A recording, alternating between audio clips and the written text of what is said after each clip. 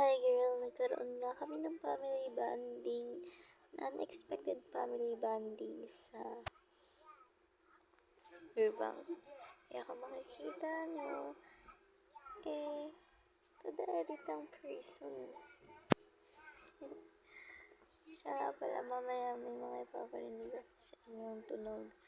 At guys, yung mga video ko na naglalakad lang ako, naglalakad yung mga ate ko, kuya ko, ganyan.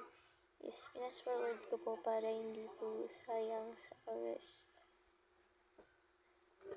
Tsaka madami din ang kinat. I promise. Actually, 31 minutes siya in total pag hindi mo siya kinat. Nakaw, di pa naman nagpapa-upload sa Facebook ng ganung kahaba. Diyos ko Lord. So, kaya kung makikita nyo, pass forward po ang ilan sa mga video dito or ang ilan sa clip ng video na ito. Kasi need natin mag-pass forward Pag hindi tayo nag-pass forward, aabutin ako dito ng siyam-siyam.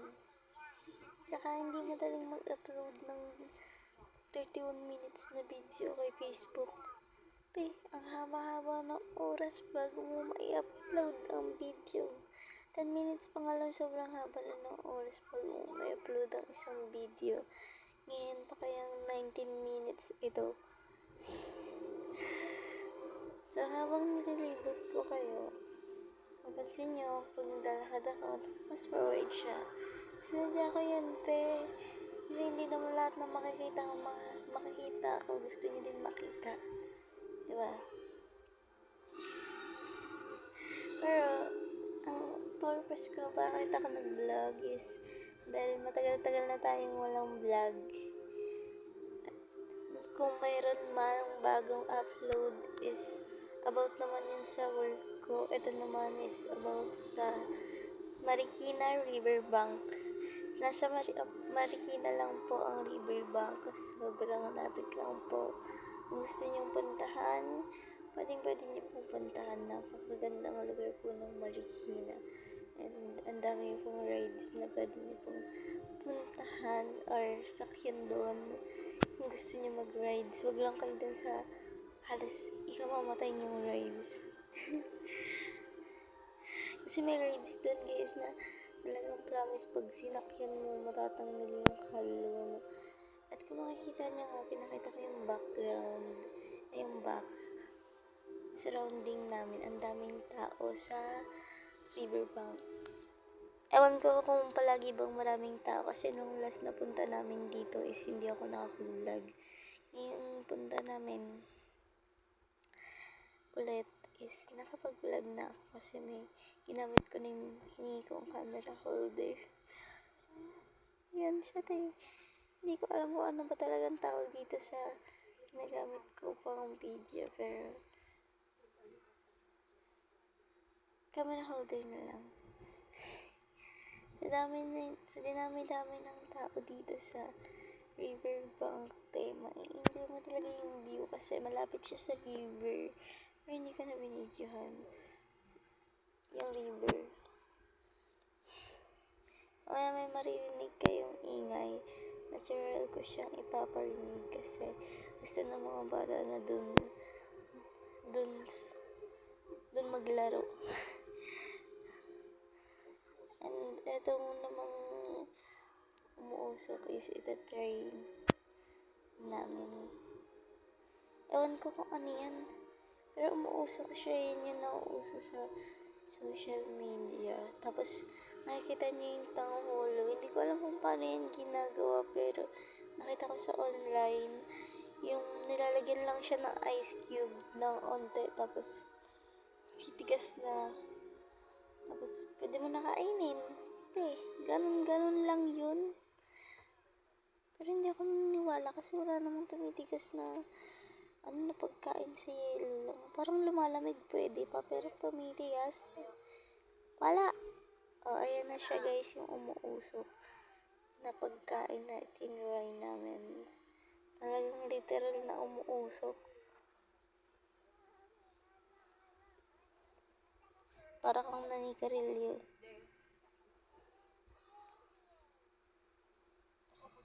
Kita nyo? Pero yung akin, di ko na nabidyohan na umuusok siya.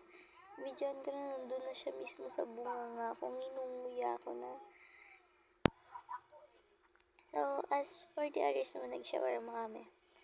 Tapos, ayan, ilalibot ko na naman kayo.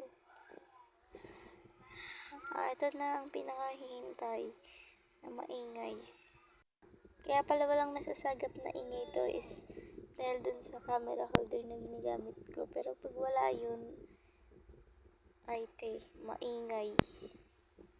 Sobrang ingay.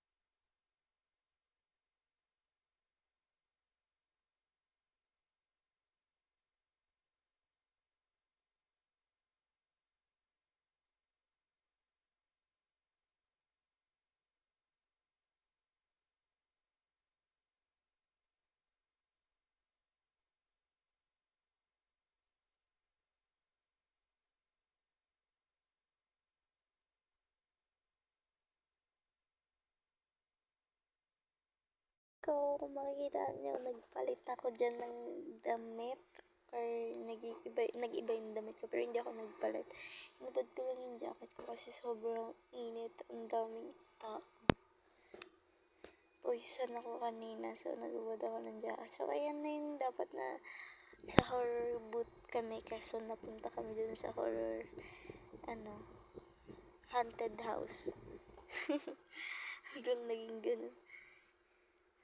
Hindi kami dyan sumakay. Dun kami sa haunted house. Pero nung nakarang punta ko, dun ako sumakay.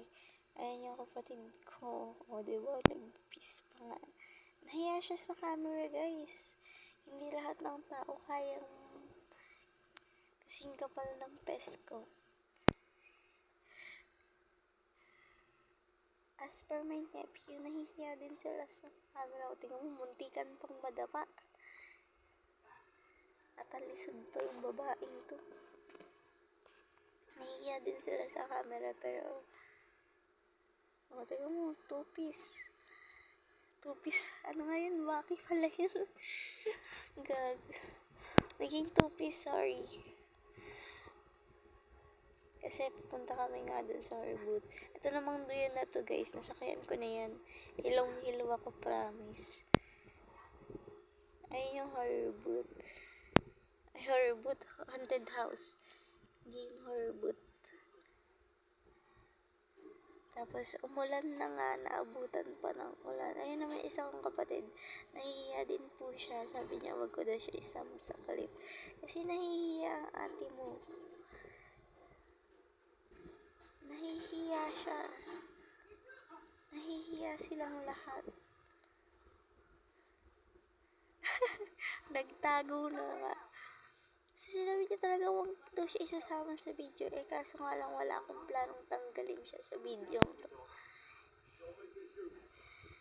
Kaya wala siyang magagawa. Ito naman guys, naglakas pa ako ng loob na videohan yung loob ng horror booth. Pero wala palang totoong tao doon. Bale, mga manikin lang na automatic na nanggugulat. Kaya kung makikita niyo ako, hindi talaga nag-focus sa mukha ko yun. Kasi titignan ko kung may mananakot. Yun pala, manikin ang mananakot. Ang manikin lang siya guys, so walang tao sa loob. Nananakot yung manikin. Ewan ko paano nila pinapa-under yun, pero ang galing. Kasi kahit wala nang tao, tingnan mo. Yun yun naman.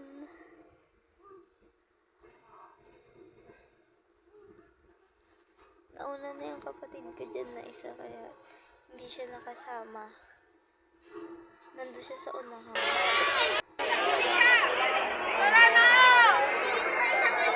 Sigaw na!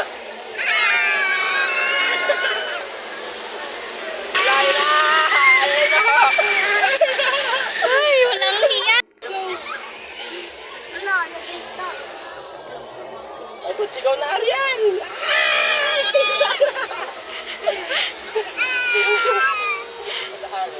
Buti na lang hindi siya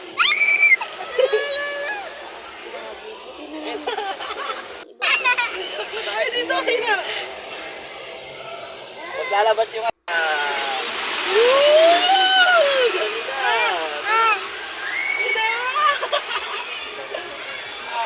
Nanginginig na ako.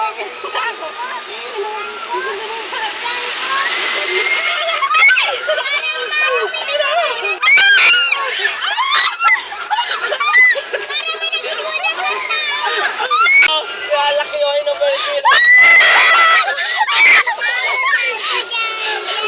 Dito, agdakit dito. Baba na tayo? Huwag ka dyan tingin, huwag ka dyan tingin. Dito ka tingin kay dito, huwag ka dyan tingin. Dito ka tingin, lalo ka dyan tatakot. Sige. Wala na. Tingnan mo si ate doon tayo, hindi na siya natitingin, Ano yung hindi takot tuti? Ay, takot. Wala. Sabi mo, strong ka. Takot ka pala eh. Di ka naman nakakatakot. Sigaw ka dun, sigaw ka dun.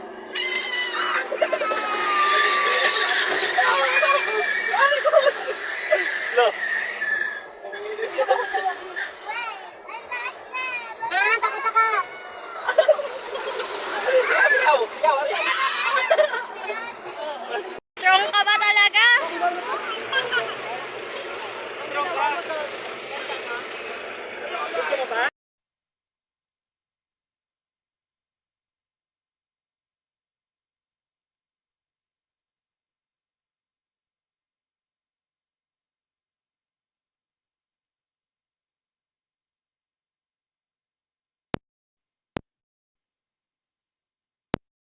Guys, kaya kung gusto nyong mamasyal, kung taga Pasig lang kayo or Manila lang kayo, kung saan man sa Manila, yan te.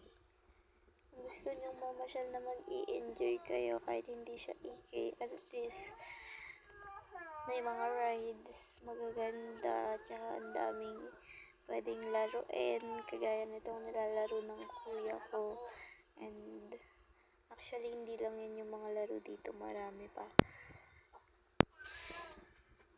Gusto nyo mag-enjoy during your day off or pagkasahod nyo, mag-family bonding, punta na kayo sa Riverbank.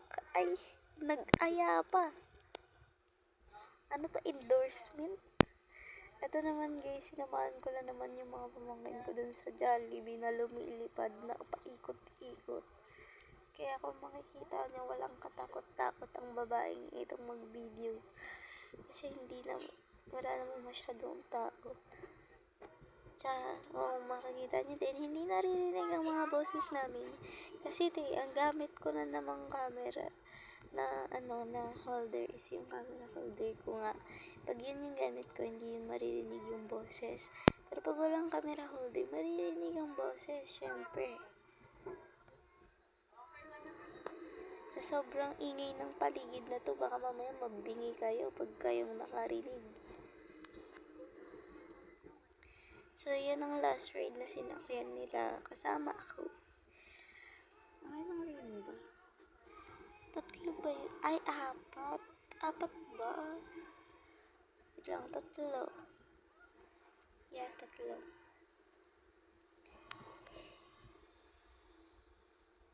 Tatlo ba? Bilangin natin. Tatlo nga. Ako'y nalilito-lito. Mga 10, mag-11.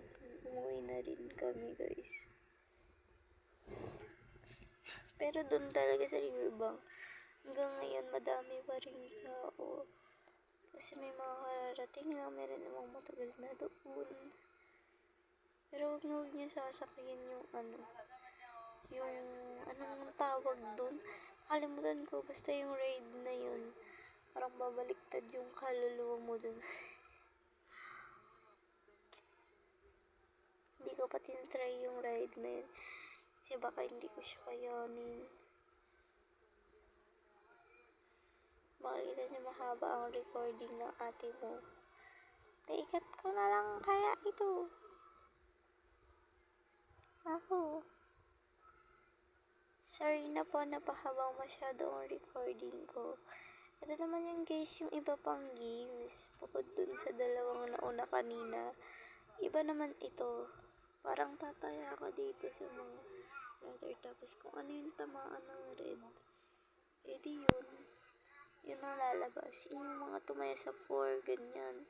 Pag tumama sa 4 yung red, yung umiikot-ikot na ilaw, hindi panalo. Tsaka dito sa Riverbank nga pala guys, madami din pong makakainan.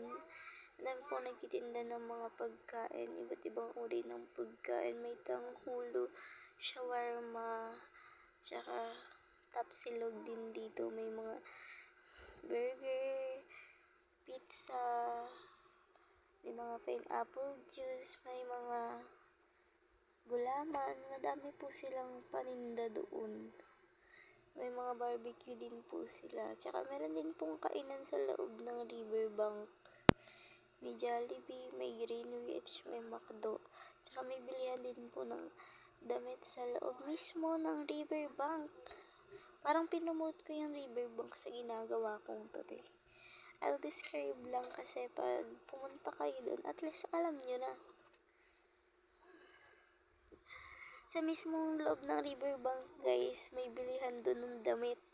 Pero nakalimutan ko na kung saan papunta yun.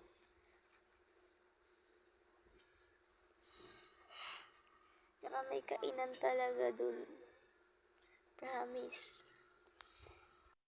So guys, I hope you enjoy this vlog. Kahit sobrang haba nito. Hindi ko lang alam kung papanoorin nyo ng buo to. Kasi plano kong sa YouTube i-post to kasi sobrang haba niya. Tapos kukuha na lang ako ng ilang clip dito. Ipopost ko sa Facebook. Pero it depends. Baka Facebook at saka YouTube ko i-post ang parehong 19. Kung gusto niyo lang naman. Thank you for watching. Bye.